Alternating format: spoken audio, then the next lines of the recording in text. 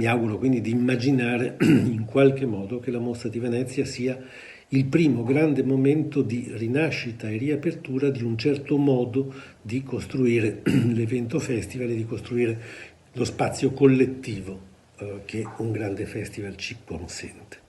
Come lo faremo? Probabilmente certo con modalità parzialmente diverse. Il veneziano Giorgio Gosetti è ottimista e al lavoro, insieme a tutta la macchina organizzativa della Biennale, affinché la 77esima Mostra internazionale d'arte cinematografica di Venezia si possa svolgere al Lido ad inizio settembre. I film ci saranno, ci sono, si stanno finendo, sono già finiti.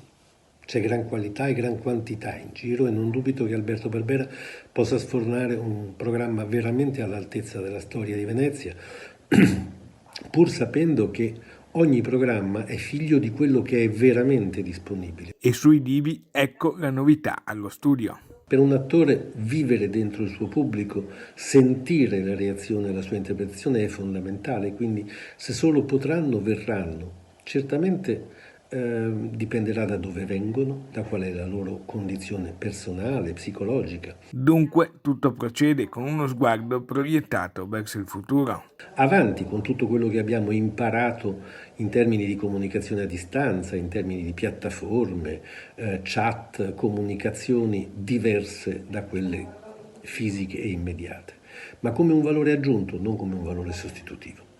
Quindi con un pizzico di ottimismo ho veramente voglia di sognare e di darvi appuntamento all'inizio di settembre al Lido di Venezia.